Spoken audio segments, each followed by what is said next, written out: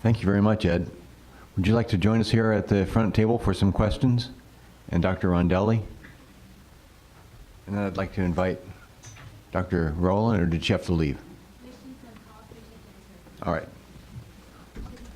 Good. So are there any questions from the audience?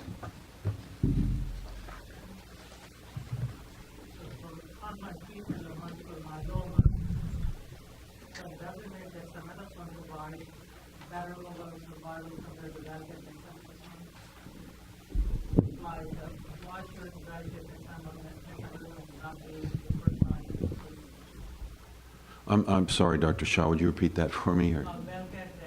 Yeah. Oh.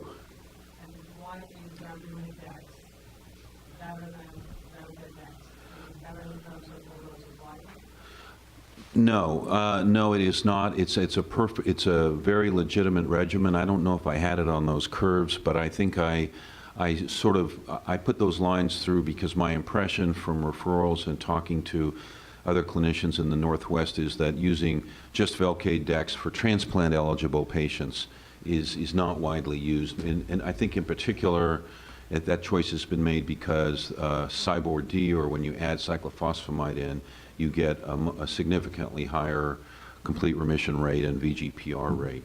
But no, just Velcade Dex is certainly acceptable. I think because we can add in a cheap drug like an alkylator, cyclophosphamide, and get a nice synergism, that's what's more widely chosen.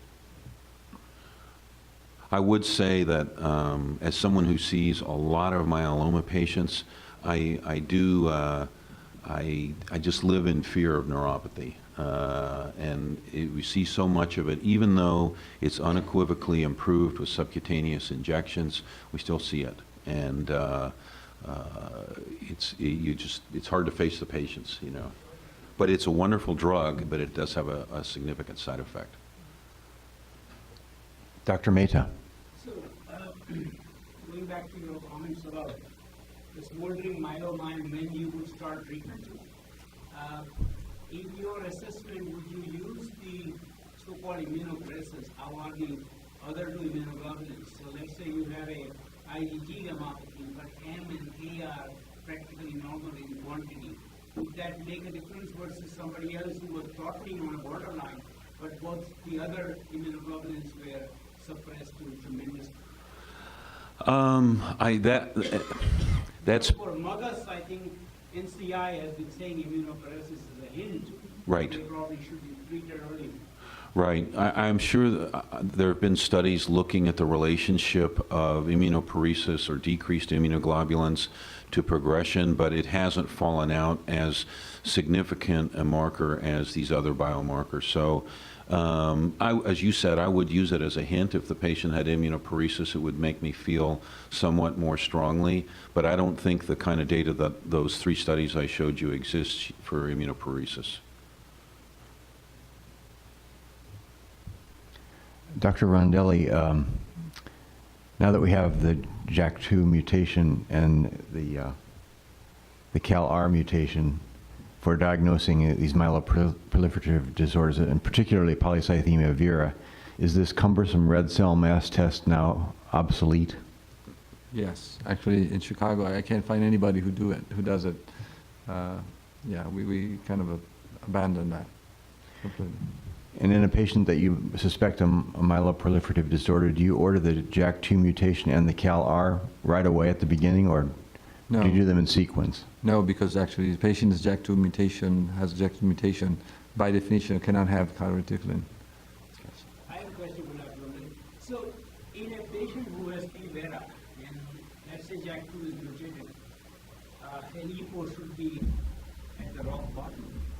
What if the patient has something else going on that would raise an EPO, like patient has sleep apnea or something? Right. So in fact, actually, in my algorithm, there are patients who have a EPO level which is normal.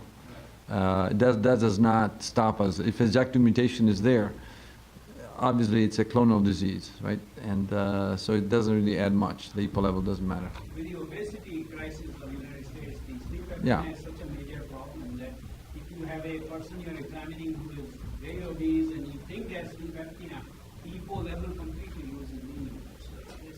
want to point out Right. critically, to find in such a person, low EPO level is a surprise, because during the night they drop their EPO practically 10 times.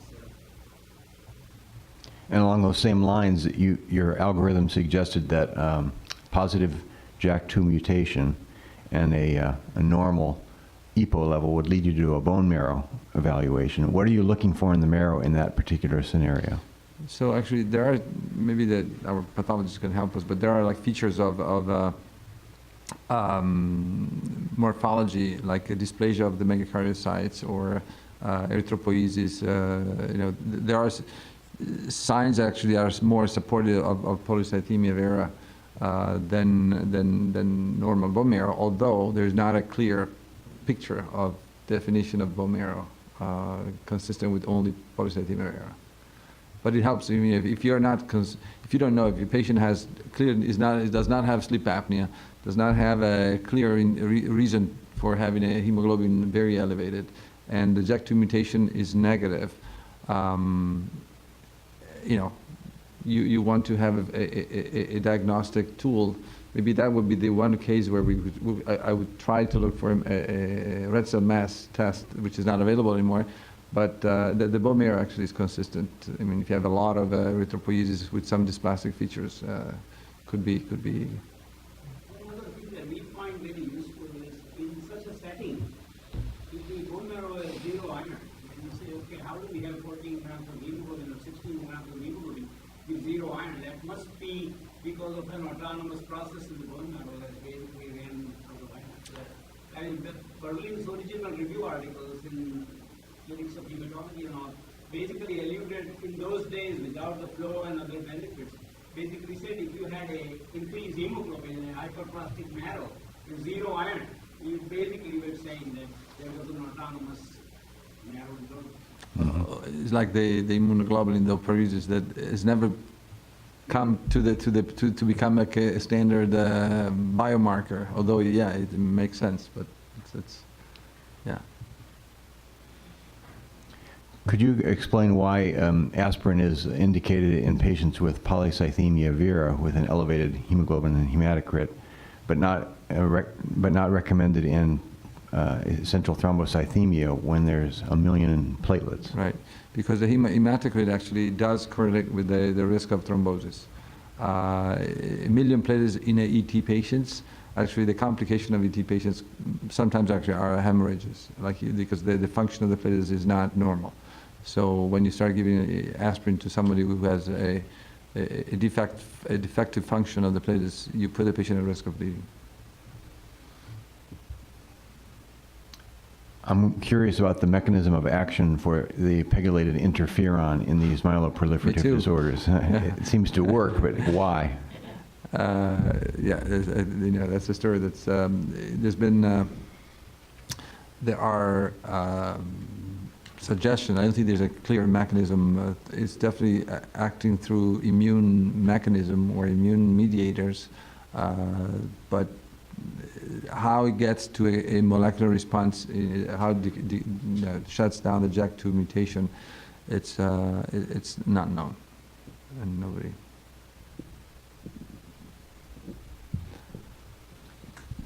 I would be curious what sort of side effects you've seen with the pegylated interferon. So I actually have a number of patients on pegylated interferon.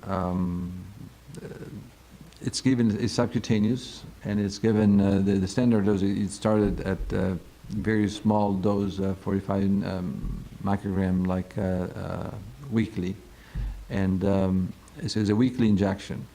And some of these patients actually do not need to even take it weekly. They can take it every 2 weeks. I have one patient who takes it actually every 4 weeks because it's enough. There are the day of injection. There are some patients experience some mild, very mild discomfort, pain, or nothing compared to the old-fashioned interferon. I had a couple of patients with ET who actually in the first month of the injection complained of headache and major headache, but they wanted to continue. And after the first month, they were fine. So it's very well tolerated. And you haven't run into a lot of the mood or psychiatric side effects that you get with the regular interferon? No. I mean, it's one of concern. Of course, we talk to the patient if they have a history of a depression or a mental health issue, that it's a concern, but no. So question for both of them. In myeloma, is the tandem transplant out or still people doing? Well, What was the rationale for it? I'm sorry? What was the rationale when they were doing it? Well, initially, when we didn't have anything but high-dose melphalan, you could achieve maybe 30% of patients could be achieve a complete remission with a single transplant. And so you could get more patients, another 10 to 20% into a complete remission with a tandem transplant. And for patients who had a significant improvement in their percentage of plasma cells and their M spike with the first transplant, then we would do a second transplant, particularly people who hadn't achieved at least a very good partial remission. Now in Europe, tandem transplant is still routinely done in many countries, and so some of the studies are hard to compare to our practice because it's not, and that's partly funding. So the new drugs aren't as available in some countries in Europe, but tandem transplant's paid for. So, but in our country, tandem transplant is not commonly done anymore, auto transplant. Little Rock, yeah, I believe, is still doing tandem transplant. Yes. Well, as you know, my background is from Italy, and actually I was in the center where they do the most of the transplants in Bologna, and so the concept of tandem transplant still is that it will benefit patients who do not achieve a complete remission. Actually, the study in the JCO by Michele Cavo showed actually the patients who are not in remission benefit from a second transplant within the first, within 6 months from the first. So like a really, without wasting any time. Here is exactly the opposite. First of all, insurance don't pay for it. So even if you besides the rational, there's a big issue. No insurance would approve the tandem transplant upfront. So what we do, I think everybody does, we collect the stem cells for 2 transplants in every patient, and then when the patient relapses, but that's the key thing. So when the patient after the first transplant relapses, we look at the possibility of doing a second transplant. Now, as you know, if the patient relapses within a year from the first transplant, the chances of a success with the second transplant is very small if you go straight to a transplant. So what we do, I don't know what you do in Seattle, what we do, we reinduce the patients, we try to achieve the best response, we try to switch the drugs, now we have more drugs available. And then they get to another partially good response, whatever response they get, then we use the second dose of stem cells that we collected. And then we do, so at the end of the day, we do many tandem transplant, although they're not tandem to begin with, but.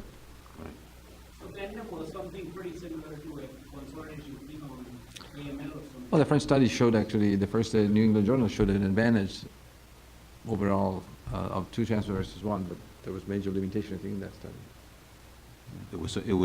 It was really our major therapy though for myeloma at that time, and of course the total therapy from Arkansas was based sort of on a childhood leukemia concept with a lot of therapy pre and post.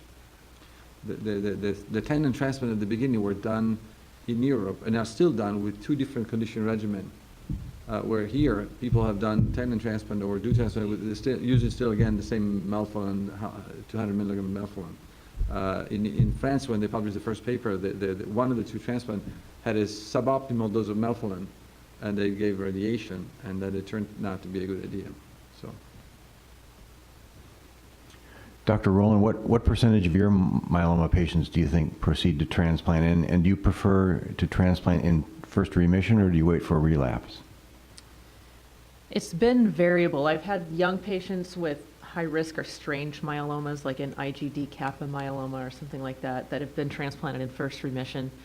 I would say at this point still the minority of my patients are going to transplant, and a lot of that is because they're very old and very frail by the time I get them. Mm-hmm. our oldest patient is 78 for transplant. I'm not sure which one. Yeah. 78. Yeah. Any comments on comparison, how comparable in terms of neurotoxicity, efficacy, ease of use?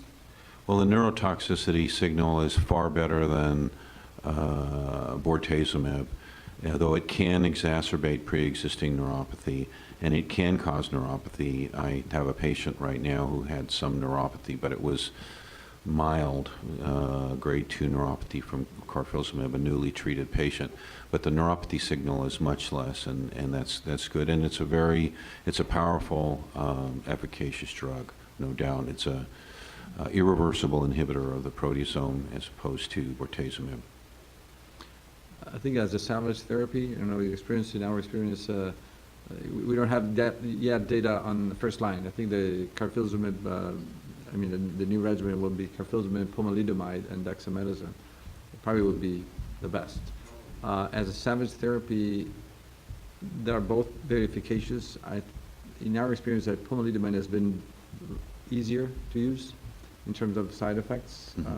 Fluid retention has been easier, at least in our hands. And the patient actually, it's quite amazing. Even they came after lenalidomide, failing lenalidomide, they can still respond very well to pomalidomide. Same with carfilzomib for that kid, but it's easier. Is the JAK2 mutation an acquired mutation, which sets off this clonal process? Yes. And in fact, actually, there's data that, the allele burden matters. So there's the increase in allele burden of the mutation actually correlates with the progression of disease. And cells are not actually, lymphocytes do not have a JAK2 mutation. So it's a clone. So how does that mutation confer survival advantage on that clone of cells? Is there any concept there? No. Is there any thought about attacking the extracellular domain of that JAK2 gene or marker or molecule with some sort of a monoclonal antibody? I don't think there's an extracellular domain of JAK2. So the extracellular domain is the EPO receptor, It's is a that right? receptor, yeah. So Yeah. attacking that would perhaps have some But the problem is that difficulties. The big disappointment was actually the JAK2 mutation is not the driver mutation. It's not the BCR-ABL for CML. So even patients who have a normal JAK2 have the same disease. And in fact, that's why we're looking at STAT as another possible pathway that is basically connected to all the different. I skipped one of the slides actually. There is some data in Europe with everolimus, with the mTOR inhibitor, which is used in many cancers now, that actually it did exactly the same thing as a JAK2 inhibitor. So it shut down the cytokines, it stopped shrunk the splenomegaly, and has nothing to do with the JAK signaling. Dr. O'Neill, any comment on your experience on using IMRT in bone marrow transplants? Well, that's a new story that A little bit. we are applying actually intensity modulated radiation therapy that you probably are more used to hear about in solid tumor. In the treatment actually right now in myeloma, in transplant, we do a total marrow irradiation with MRT on top of the full dose of melphalan, and to try to address the disease also from a radiosensitive standard or radiosensitive pathway without toxicity, because by doing marrow irradiation only, we avoid liver, kidney, or lung toxicity. So we can add the maximum dose of chemotherapy with hopefully we'll see how much dose of radiation, but probably we're going to be able to give 9 to 12 gray of radiation to the bone marrow. And that's a conditioning regimen? Yeah. Yeah. Dr. Libby, the biomarker criteria that you suggested that would be added to the CRAB criteria for following, let's say, smoldering myeloma, how often are you following those markers, one of which is bone marrow evaluation, which is uncomfortable for the patient, and the other one was the MRI scans for looking for focal bone marrow lesions. So how often are you doing that in these patients when you're waiting for the signal to start treatment? Well, I think if you have one of these patients, probably I would get an MRI at least annually. It would depend on how badly the patient didn't want to be treated, but probably annually. an MRI, and I would be following the biomarkers, the blood biomarkers, which are easy to get. In someone who's high risk, probably see them every 4 to 6 weeks and get blood testing and watch and worry. And that would include free light chain? Yes, yes.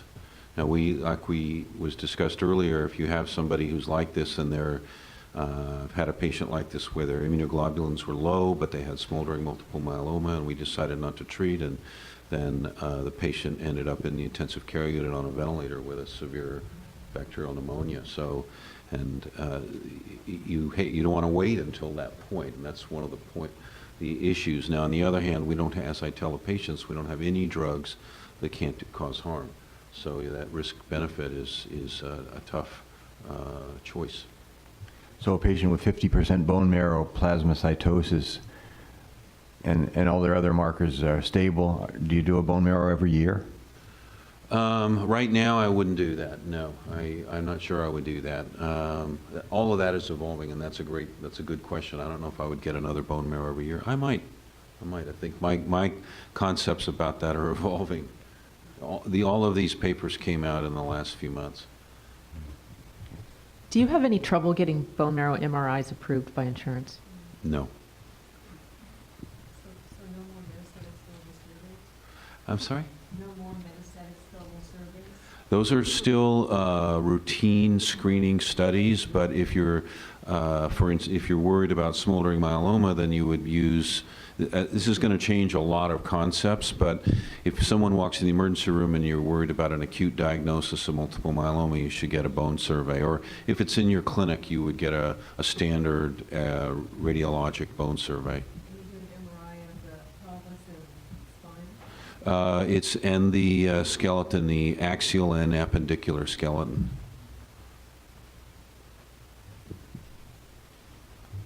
What percentage of multiple myeloma patients have smoldering myeloma?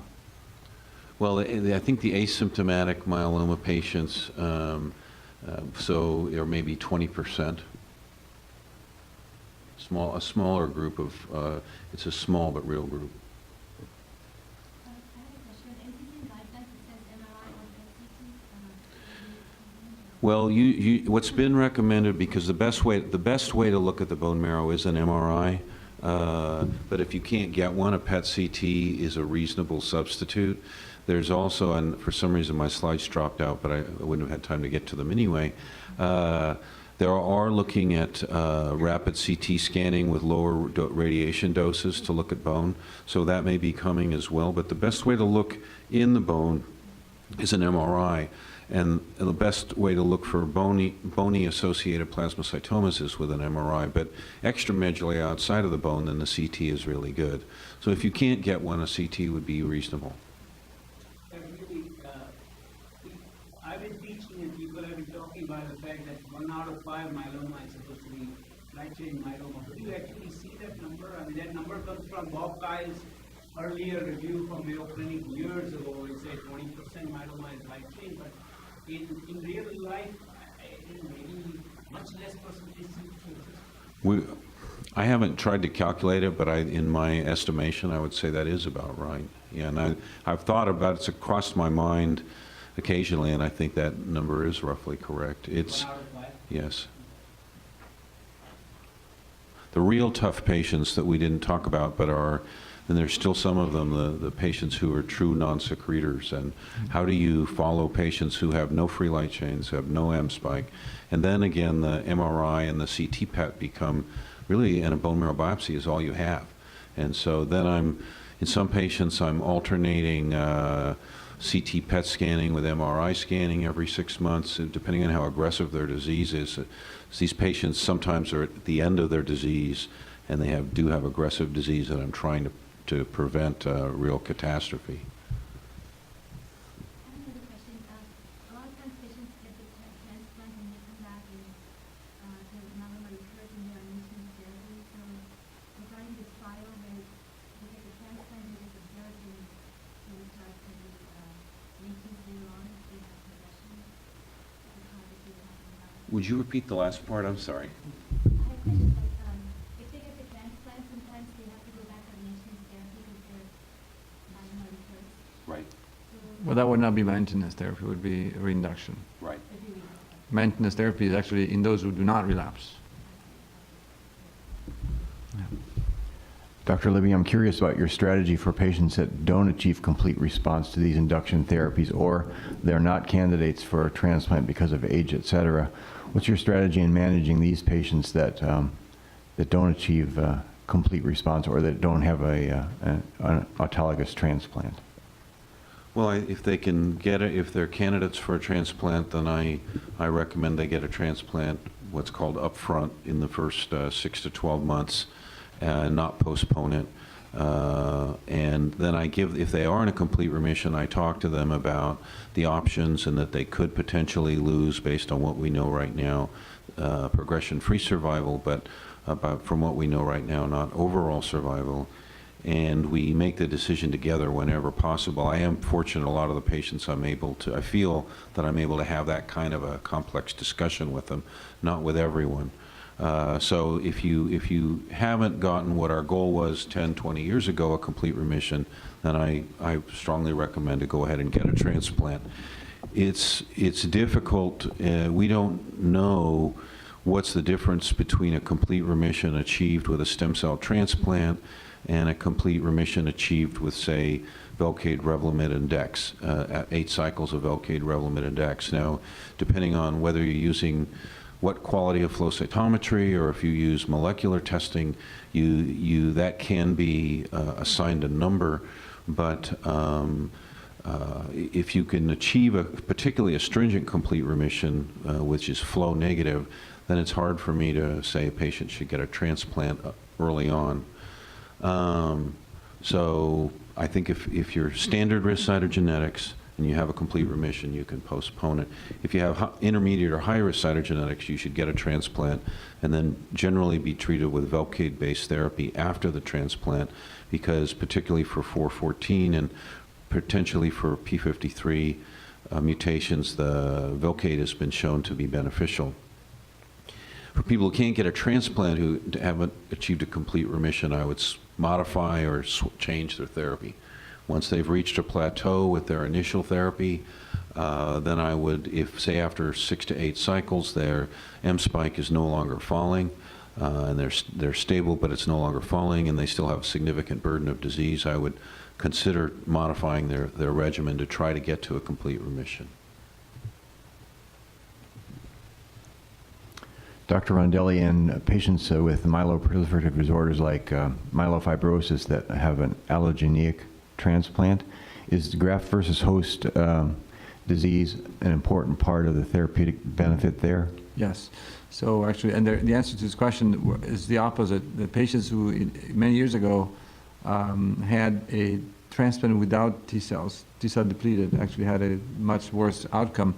And the other answer is actually DLI, the donor lymphocyte infusion after relapse, is very effective. So there's definitely an immune mechanism, a graft versus myelofibrosis effect, which is important. So graft versus host disease, of course, we don't like it, but it reflects the possible benefit, as long as it's not too bad, on the cancer.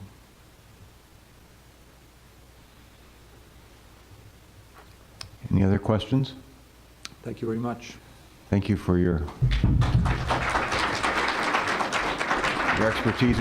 We'll break for lunch now. We'll reconvene at 1:45.